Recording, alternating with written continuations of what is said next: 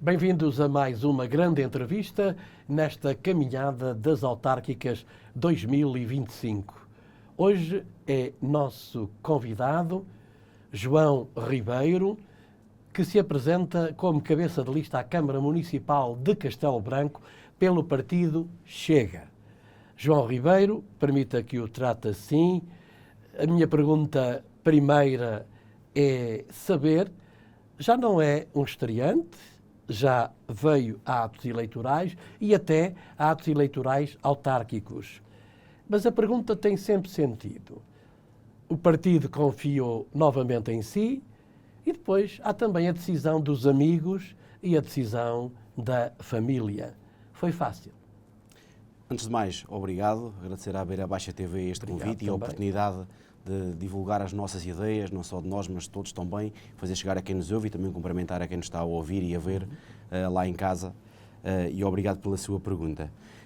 Efetivamente, a minha experiência política começou nas autárquicas, há 4 anos atrás, que fui cabeça de lista à Assembleia Municipal aqui de Castelo Branco e fui eleito, mais a Conceição, e tenho desempenhado o meu mandato dentro das minhas possibilidades, naquilo que achei que é o melhor para Castelo Branco. É claro, nunca é uma decisão fácil nós concorrermos, porque há sempre uma expectativa que temos que cumprir, as pessoas esperam algo de nós, mas mesmo com a família, dentro do partido, foi quase uma decisão natural eu ser o cabeça de lista à Câmara de Castelo Branco, que eu espero conseguir ganhar, como é óbvio, senão não me estava a candidatar, e espero realmente voltar a dar a Castelo Branco a importância que Castelo Branco já teve e também valorizar o interior. Eu que fiquei conhecido na Assembleia por ser um grande defensor daqui do nosso interior e espero continuar a fazer isso e acho que eu gosto da função que tenho atualmente, de deputado, não vou negar, mas o poder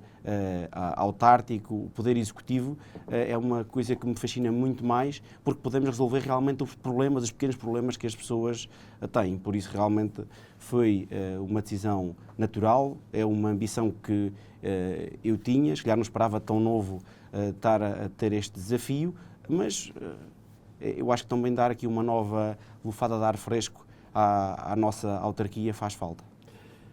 João Ribeiro, a questão que lhe proponho é prioridades. O Conselho de Castelo Branco tem vários projetos, já realizou vários, tem muito ainda que fazer e que caminhar. O seu partido apresenta-se com estas prioridades. É assim, em primeiro lugar temos que perceber que Castelo Branco, o Conselho de Castelo Branco, tem vindo, com uma rara exceção em 2001, tem vindo a perder população. Apesar da nossa cidade ter crescido brutalmente, cresceu, de certa forma, a aniquilar as aldeias que havia à volta. Conseguiu. O efeito balão. Exatamente. Conseguiu. O que acontece no país... A partir das freguesias. Exatamente. O que acontece aqui em Castelo Branco acontece bem no país. Há uma centralização em Lisboa, mas depois dentro do nosso Conselho também há uma centralização na cidade de Castelo Branco. A minha primeira prioridade é nós conseguirmos que Castelo Branco, o Conselho de Castelo Branco, a cidade de Castelo Branco, volta a ser a capital distrito por direito. Ela não deixou de ser, é verdade, mas todos nós ouvimos e sentimos que a Covilhã ganhou aqui uma certa dinâmica completamente diferente da de Castelo Branco, principalmente nos últimos 10 anos. Essa é a primeira grande foco. Castelo Branco voltar a ser a capital distrito por direito, porque tem mais serviços, porque tem mais dinâmica, porque tem mais vida noturna, porque tem mais estudantes. É isso que temos de devolver a Castelo Branco. A segunda vai entroncar com esta, que é devolver às aldeias aquele potencial que elas tiveram. Se calhar não vamos ter as centenas de aldeias fortes como tínhamos há 20, 30 anos atrás, mas pelo menos cada freguesia ter aldeias muito fortes. Nós estamos reduzidos, tirando a Vila de Alcaíns, que tem 4.000 eleitores, e os Solais e Retás, que já são duas localidades que têm 1.500, tudo está abaixo dos 1.000 eleitores. Todas. É impressionante. Ou seja, das 22, só duas é que têm mais de 1.000 eleitores. Isto é muito preocupante. Nós temos que realmente arranjar aqui uma solução para centralizar novamente Castelo Branco e as freguesias terem um grande poder. Depois também conseguir que isto acho que é um problema, o Conselho é gigante, é o terceiro maior do país, estou sempre a dizer isto, é o terceiro maior em área do país. Em território. Tem que ter boas vias de comunicação viárias, bons transportes públicos ou soluções de mobilidade para quem não tem carro próprio e boas redes de comunicações. móveis, internet. Nós sabemos que se tivermos uma pequena aldeia, entretanto agora, infelizmente, no flagelo dos incêndios, arde um posto de telefone, até que aquilo se arranja uma semana, se alguém estiver a trabalhar... Já é bom, já é bom. Se alguém estiver a trabalhar remotamente, quer dizer, ou vai-se desempregar ou tem que vir aqui para a cidade para conseguir ter comunicações. Isto não pode ser, temos que melhorar estas comunicações, não podemos dizer às pessoas para ir morar para as aldeias quando não damos boas condições para elas estarem nas aldeias. E estas três medidas seriam, no fundo, aquilo mais importante que eu queria que o pessoal tivesse. Sim, até há muito mais para fazer. Claro. Apenas lhe pontuei que estas seriam prioritárias. Fixação de mais gente, atração, chamemos como quiserem, combater o despovoamento. Uma grande questão que se põe aos nossos territórios, baixa densidade, essa é a resposta, é também o emprego. Sem emprego não fixamos os mais novos, que até são de cá. E é verdade, e aqui a questão não é só ter emprego por ter emprego, mas é ter emprego qualificado e bem remunerado.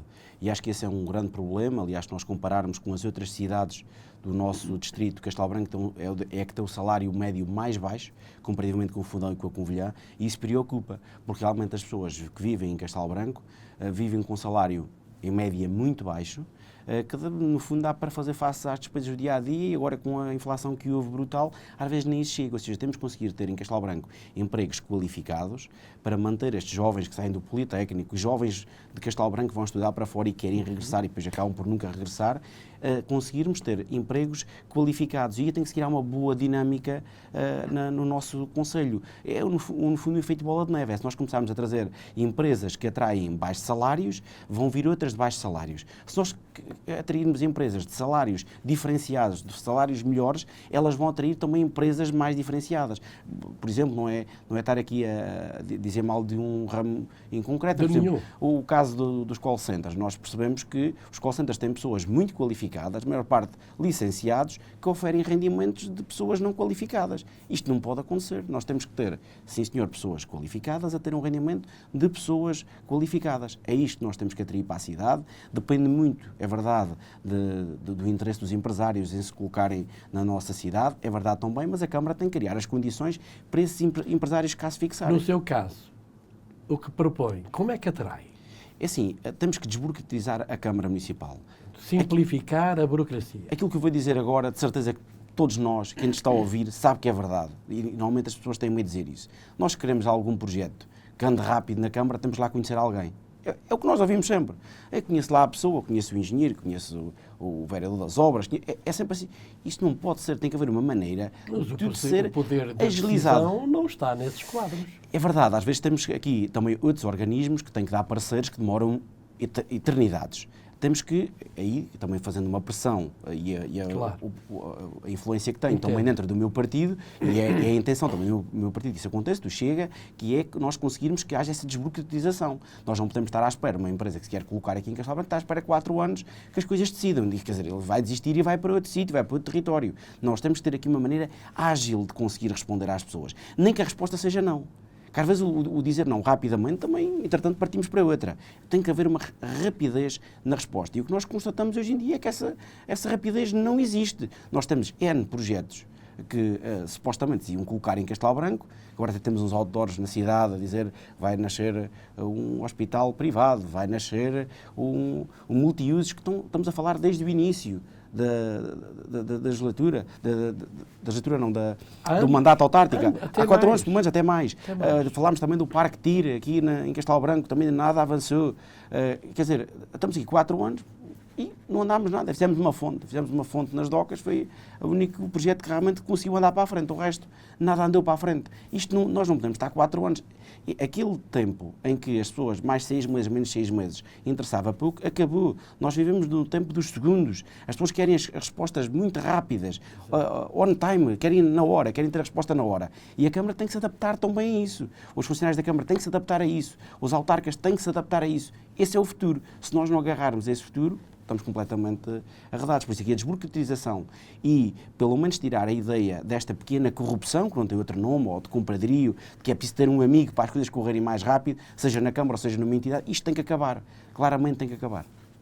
A pergunta que eu coloco a seguir, e também já abordou, é a mobilidade. Bom, vamos falar primeiro da grande mobilidade. o distrito, e neste caso o concelho de Castelo Branco, é atravessado por uma autoestrada, curiosamente agora sem pagamento pelo utilizador, ela paga-se. É verdade?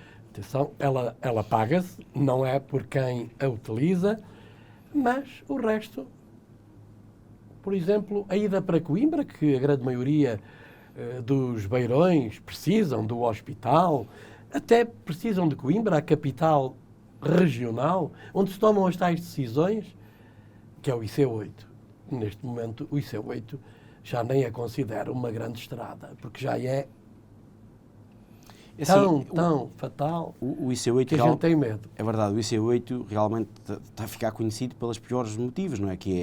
E não podemos pôr a culpa nos utilizadores. Aqui o que acontece é, o volume de utilização é tão grande que não está, o traçado não está previsto para isso, nem o número de vias não está previsto para o enorme trânsito que tem. E até o trânsito pesado sim, internacional. Porque, aliás, a Marinha Grande e Leiria, que tem a indústria do vidro, tem a indústria dos moldes, a exportação que sai, por exemplo, pela Madrid, sai pelo IC8 e depois aqui pelas Termas de Monfortinho. E eu recordo, até as pessoas podem procurar isso na internet, eu o ano passado, na discussão do Orçamento de Estado na Assembleia da República, fiz a questão ao Ministro das Infraestruturas, ao Dr. Miguel Pinto Luz, sobre qual era a ideia. E a resposta que ele me deu nessa altura foi que iria ser feito uma estrada em formato de autoestrada, desde Leiria até à fronteira. Ou seja, que ia apanhar o IC8 e o IC31. Isto foi o que me foi respondido lá. As pessoas podem consultar. Isto está respondido na Assembleia da República e está gravado na discussão do Orçamento de Estado em novembro do ano passado. E até agora nada foi feito. Eu recordo o IC31, por exemplo, para as pessoas terem uma ideia, acho que isto é importante, mais ou menos, não havendo túneis, porque as pontes, há pessoas que dizem, mas tem muitas pontes, o IC8, isso interessa pouco no valor. 3 grandes obras de arte. Sim, mas mesmo assim isso não encarece muito a obra, o que encarece mais são os túneis. Mas para termos uma ideia assim, grosso modo, por causa das zonas que é mais, vai custar cerca de 2 milhões de euros cada quilómetro de autoestrada. Este é o preço que se pratica. É o preço que se pratica. Pronto, se formos a ver o IC8, estamos a falar cerca de... Até a A13, entre a A23 e a A13. E até mesmo pedir até a A1, até Pombal. Até à beira-mar. Vamos falar, grosso modo, de 100 km. São 200 milhões de euros. É o que nós estamos a falar. É o que nós estamos... O IC8 tem perfil de autoestrada. Todo. Eu não tenho nenhum estudo, se me perguntar, então, mas tem alguns, não tenho, mas estou a falar aqui... Hoje sabemos que em média é 2 milhões, são 100 km, 200 milhões. 200 milhões. Temos o IC31, que são cerca de 70 km, fazemos também a conta 140 milhões. Estamos a falar de 340 milhões de euros. É uma ligação de les a les. Correto. Mas são 340 milhões de euros. Se nós olharmos para o que acontece, por exemplo, agora em Lisboa, querem fazer a chamada TTT, Terceira Travessia sobre o Tejo. Custa milhares de milhão, que é a ponte sobre o Tejo, que é completamente diferente de fazer uma ponte sobre um rio pequeno. São milhares de milhão. Ou seja, será que nós aqui, no interior todo, não vale 340 milhões de euros? Será que não vale esse valor? Não é um valor estapafúrdio. Eu já tive várias vezes conversa até com pessoas eleitas aqui do nosso distrito, autarcas do nosso distrito, que me dizem o IC8 nunca vai ser autoestrada, tu não estás bom da cabeça em dizer que queres isso. Quer dizer, se nós que estamos aqui no interior, que somos autarcas no interior... Neste caso já são 2 que não estão assim muito bem. Sim. Será o João Ribeiro e o Ministro. Sim. Já falámos, e ele também disse que queria isso, queria fazer a autoestrada. Mas se nós aqui no interior não puxarmos para nós, não acharmos que é possível e que merecemos ter, você falou há pouco da A23. A A23 é verdade que é paga por todos, mas nós aqui em Castelo Branco, quando pagamos impostos, também pagamos os transportes públicos de Lisboa. Quer dizer, não temos estes transportes públicos. Também pagamos o IC19, também pagamos o Eixo Norte-Sul, que também é gratuito. Quer dizer, eles têm estrada em Lisboa, nós temos estradas gratuitas em Lisboa, assim como temos no interior. Se Castelo Branco tivesse 3 autoestradas, eu aceitaria até que uma fosse paga. Apesar de o Partido Chega e numa linha do que acontece na Península Ibérica, nós achamos que não devia de haver portagens. Mas já porque já pagamos o imposto do IU, que nós não concordamos, já pagamos o imposto ao automóvel. Está o projeto de um pagamento anual, uma anuidade. Mas isso já pagamos. Da Suíça, por mas já pagamos. É que nós já pagamos. As pessoas às vezes dizem isso, mas nós já pagamos o IU. Na Suíça fica nos municípios. Certo, mas nós pagamos essa taxa. Na Suíça também só pagam a taxa para andar nas autostradas, não pagam o IUC, isso não existe. É um imposto que só nós é que temos. Nós é que inventamos. Então pagamos o IUC e pagamos a portagem. Quer dizer, não faz sentido nenhum. E nós vemos perfeitamente. Agora, o aumento de tráfego que a A23 teve desde que deixou de ser paga. E nunca devia ter sido paga. Não? Isto foi mais um atraso para o interior. Se nós virmos o tempo em que a A23 foi paga, podem dizer que é um mero acaso. mas vamos reparar nisso. Nós perdemos mais população, foi de 2011 a 2021, nos censos, virmos, que eventualmente a Avenida Ser Paga contribuiu muito nesta perca de população. Sim. De certeza absoluta. Quer dizer, nós temos que olhar para as coisas e perceber, queremos que estes territórios fiquem aqui, o nosso Concelho de Castelo Branco, como um parque natural para as pessoas de Lisboa virem de cá de 15 em 15 dias ver a paisagem, ou queremos realmente que isto seja um território importante, que está mais perto do centro da Europa, que está mais perto da Europa, como eu costumo dizer, apesar de Portugal estar na Europa, para os mais distraídos, estar mais perto dos centros de decisão. Eu quero que nós tenhamos realmente um poder que perdemos, literalmente perdemos. E as pessoas que moram em Lisboa, muitas oriundas aqui de Castelo Branco, querem voltar às terras, muitas das pessoas que vivem aqui na cidade querem voltar a viver nas aldeias e aqui próximo da cidade e vir constantemente à cidade, como é o normal e era a prática comum. Temos que dar essa resposta. As pessoas querem isso, nós temos que dar essa resposta às pessoas. E já não, o tempo não é muito, ainda temos a fatídica a 238, a Nacional 238, que eu penso que essa já é de calendas. Calendário em calendário vai ficando igual. A que liga, digamos assim, a zona do Pinhal, Sertã, até ao A13. Curiosamente. Ou então por Vila de Rei, que faltam muitos poucos temos, quilómetros. por acaso, a 238 tem duas situações. É a situação de Oleiros até ao Alto da Foz Giraldo, que vai ligar, e também temos de ter a consciência que muita gente que reside aqui no Concelho de Castelo Branco é oriundo daqueles territórios de Oleiros. E eu fixei este número, que é de Oleiros até Castelo Branco, passando por essa estrada da Foz Giraldo, da 238, são 202 curvas, até chegar aqui à cidade de Castelo Branco. O que é uma loucura, demora-se uma hora, para quem conhece o caminho, quem não conhece ainda demora mais tempo, que não consegue fazer aquela estrada. E realmente temos estes dois percursos, que é de Oleiros até à Foz Giraldo, que devia ser recuperado, e depois a parte sul, que liga o sul do Concelho da Sertã, que também devia ser reparado. Eu não sei se as pessoas têm noção disso ou não, mas ainda agora foi feita uma requalificação de taludes, que são 4 milhões de euros, que se vai gastar em requalificação de taludes, mas mantém-se tudo. Quer dizer, ficam lá as curvas, fica o problema na mãe, mandamos a mandar dinheiro para cima do problema. Em vez de resolver o problema de fundo, mandamos mais dinheiro para cima do problema. O que realmente preocupa vamos mandar, às vezes parece que dá aquela sensação que alguém se lembra de dizer, olha, vamos mandar uma esmola lá para cima para o interior para ver se eles se calam agora durante uns dias. Parece que é a ideia que dá e não pode ser, essas não são as políticas corretas. João Ribeiro, vamos também aqui ao nosso Conselho, vamos centrar-nos aqui, focamos num problema que também é importante para o município de Castelo Branco. Mas a visão para Castelo Branco, falta fazer muito ou acha que ainda vamos a tempo? É assim, depende, eu tenho uma visão completamente diferente, até o que eu vi até agora, de todas as outras candidaturas, por uma razão simples, que é, todas as outras candidaturas, aquilo que eu vi, que aliás as duas mais importantes, a do PS e do PSC, no fundo são duas do PS, um PS antes e um PS depois, têm uma ideia mais centralista da cidade e uma ideia assistencialista. Eu estou sempre a dizer, a nível nacional, mas também a nível local, que é livrarmos do socialismo. E o que é isto, livrar do socialismo? Para as pessoas perceberem. Há duas maneiras de ver a sociedade. Uma é através do socialismo, que é o Estado é o nosso pai, vamos chamar assim, e as pessoas estão de mão estendida sempre para o Estado. A outra é perceber que nós somos cidadãos adultos e responsáveis e conseguimos, nós, termos uma casa, termos um trabalho e vivermos. Mas para isso não podemos pagar impostos como pagamos, porque a maior parte do dinheiro vai-se embora. Pagamos o nosso salário, pagamos depois quando vamos às compras. Ou seja, temos que reduzir aqui os impostos. Essa é a primeira situação. Para dar uma ideia à cidade, realmente não ter este assistencialismo que nós vemos. Hoje, uma pessoa se tem um problema na cidade, por exemplo, problema da habitação, né?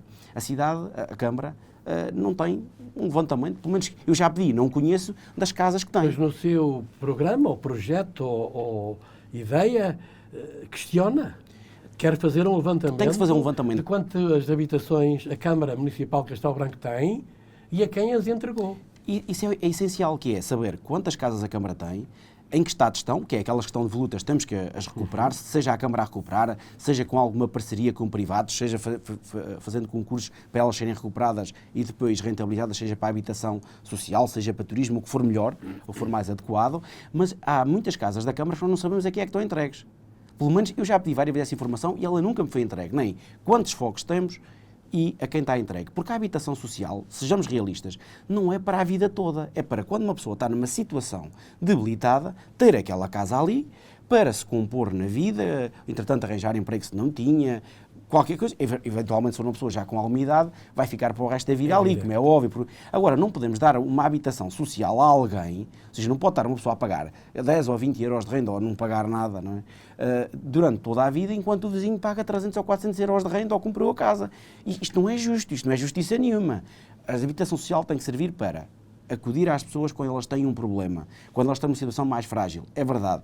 E uma fase de transição. Não pode ser um casal com 20 anos, tem entretanto uma casa social e depois vão lá ficar a vida toda e estão os dois bons de saúde e os dois a trabalhar. Isto não é justo para aqueles casais que vão ter. Temos que ter esse controle e aquilo que eu sinto, e já perguntei várias vezes, é a Câmara não tem essa informação. Se a tem, pelo menos não a quer dar. E se não a quer dar, há de haver aqui algum problema com essa atribuição de casas, por isso. E as casas não podem ser para alguns, eu não tenho problema dizer, não podem ser sempre para os mesmos coitadinhos de sempre que toda a gente conhece. Não pode ser. Tem que ser para toda a gente que precisa, no momento em que precisa, para se recompor na vida e depois conseguir pelos seus próprios meios manter a sua habitação. É nesta sequência de pensamento que afirma também no projeto, no programa eleitoral, que vai pedir auditoria à Câmara. Eu acho que isso é essencial. Como eu acabei de dizer, quem dominou a Câmara desde 1998 em Castelo Branco foi o PS. Apesar de agora haver uma zanga no PS, estão zangados, foi o PS. E essa auditoria nunca aconteceu. Nunca aconteceu. E eu vou também ser sincero, quando nós recebemos o orçamento da Câmara, na Assembleia Municipal, tem cerca de 1000 páginas. E vêm digitalizadas, não vem em formato digital que nós podemos pesquisar nomes, nada, vem digitalizado. Ou seja, o que torna é impraticável, não é, uma pessoa conseguir, sem meios, nós não somos 2 pessoas na Assembleia, estudar... Ficheiro bloqueado. Bloqueado, sim. Estudar toda aquela informação. É quase impossível, ou seja, nós focamos em alguns pontos e depois chamamos a atenção para esses pontos, mas ter uma ideia geral daquela informação, da maneira como é passada, não é a maneira mais correta. E realmente é preciso perceber o que é que se fez ao longo da Câmara. Nós temos que perceber que a Câmara, quando acabou o mandato do Presidente Joaquim Mourão, tinha um valor na conta bancária, que agora o valor é muito inferior, não se fez obras de alto nível na cidade, ou seja, nos últimos 10, 15 anos não se fez obras num valor muito elevado na cidade, tirando aqui o Parque da Cruz do Montalvão, não estou a ver assim nada que tenha gasto um valor extraordinário. Aliás, até esse parque também é uma questão que é muito importante estudar como é que se gastou ali 26 milhões, eventualmente, ou 8 milhões, já temos várias respostas, estão gravadas. Há a resposta de 8 milhões, de 26 milhões, há várias opiniões. Por isso é importante perceber quem é que cometeu ou não irresponsabilidades nas contas das câmaras dos últimos 20 anos. E porquê os últimos 20 anos? Porque é o máximo que se pode ir para trás. Não se pode ir mais do que os 20 anos e perceber aqui como é que foi a gestão da Câmara nestes últimos 20 anos. Pergunto-lhe porque o tempo avança e esta é a pergunta das linhas vermelhas. Não sabemos nenhum resultado, não sabemos o que acontece na noite de 12 de outubro, mas faço-lhe a pergunta. Qual é o objetivo, digamos assim, a grande fasquia da sua candidatura? Se não vencer, qual é a postura de João Ribeiro? Fica, governa, sai, apresenta-se apenas no seu lugar no Parlamento? Bem sei que não temos os dados todos para fazer o juízo, mas deixo-lhe a pergunta. Já deve ter alguma resposta. A primeira resposta que eu quero dar aos albicastrenses que nos estão a ouvir é: se eu ganhar a Câmara Municipal, e é isso que eu estou à espera que aconteça, deixo o meu lugar no Parlamento para assumir o cargo de Presidente da Câmara. Esse é um dado. Esse é um ponto assente. Portanto, renuncia ao mandato, ou suspende? Renuncia ao mandato, que é quase o mesmo tempo. Sim, para assumir o cargo de Presidente da Câmara. O cargo de Presidente da Câmara de Castelo Municipal. Branco. Muito bem. Esse é o primeiro ponto. O segundo ponto é, e que espero ganhar, senão não me estava a candidatar sequer. O segundo ponto é perceber que nas eleições a fasquia do Chega está muito elevada. Nas eleições legislativas, eu bem sei que são eleições completamente diferentes, estas muito mais pessoalizadas no candidato à Câmara de Castelo Branco e as anteriores muito mais pessoalizadas no candidato a Primeiro-Ministro, neste caso o Dr. André Ventura. O Chega ficou em segundo lugar e ganhou várias juntas de freguesia. Ficou em segundo lugar no Conselho de Castelo Branco, à frente do PS, atrás do PSD. Ou da AD, neste caso. Isso é que é o indicador mola.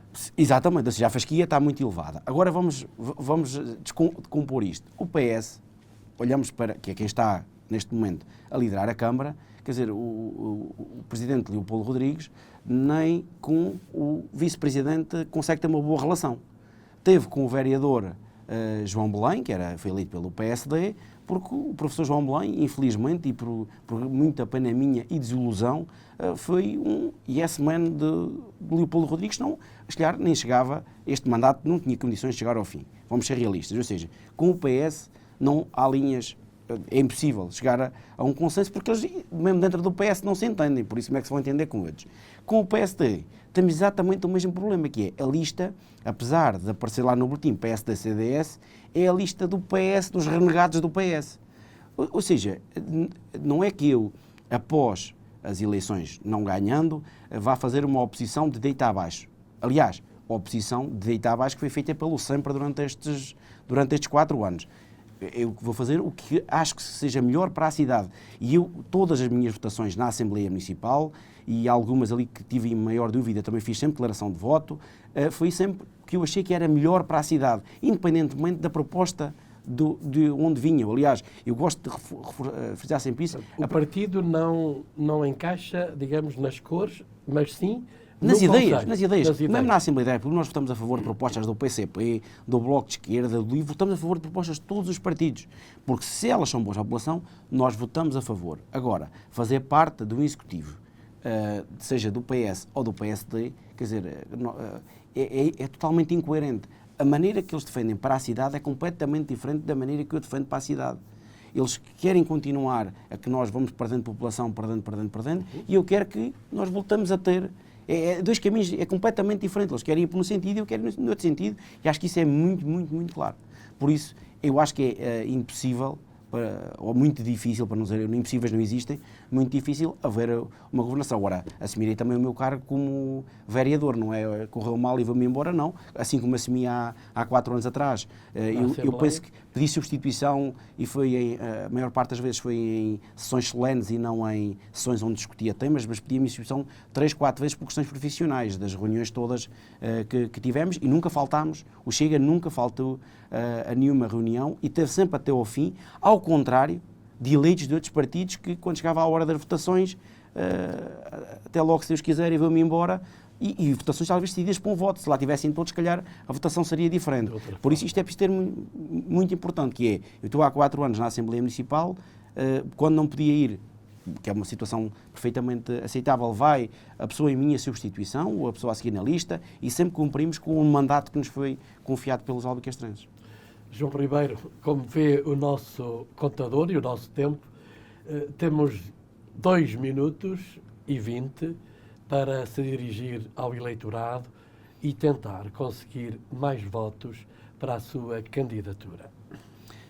Em primeiro lugar, eu nasci em Castelo Branco, sempre vivi em Castelo Branco, só no período em que estive a estudar é que saí de Castelo Branco e estive na faculdade a estudar durante 5 anos, voltei para Castelo Branco, constituí família em Castelo Branco, já tive vários negócios em Castelo Branco, continuo a gostar muito da minha cidade, espero que ela seja não uma cidade que está em declínio, a perder população, cada vez população mais envelhecida, salários baixos, mas se torne uma cidade mais ativa, uma cidade mais próspera, onde se consiga ter salários mais elevados, onde as pessoas consigam, se quiserem, viver nas aldeias, com boas vias de comunicação, com bons transportes públicos, com os bons serviços públicos de proximidade, que as nossas rede viária em condições aceitáveis, coisa que não está neste momento, e aquilo que eu peço a quem nos está a ouvir é que me dê uma oportunidade de tornar Castelo Branco uma cidade mais próspera e mais atrativa e, no fundo, livrar Castelo Branco salvar Castelo Branco do socialismo. No fundo, é salvar Castelo Branco do socialismo, salvar Castelo Branco do declínio populacional e dar uma nova vida à nossa cidade. Ainda temos 55 segundos. Pergunto-lhe, porque também faz sentido, que é a saúde, já que temos mais 40 segundos, a saúde. A saúde é uma situação muito sensível. Nós não podemos ter é claro, um centro de saúde em cada freguesia e depois está aberto só ao meio-dia de 15 em 15 dias, isso não é a solução. O que nós temos que ter é resposta a todas as populações, seja nos cuidados primários, de proximidade, ir buscar as pessoas, ir com carrinhas aos locais e depois, quando elas têm um problema, uma urgência, ter nas nossas proximidades, seja na Covilhã, seja Castelo Branco, seja Coimbra, ter nas nossas proximidades respostas diferenciadas. Ou seja, vamos ser realistas, não podemos ter um centro de saúde em cada casa, não podemos, mas temos que dar resposta às populações. Elas não podem... Temos que ter uma rede e temos que estar aqui integrados e conseguir dar resposta à população.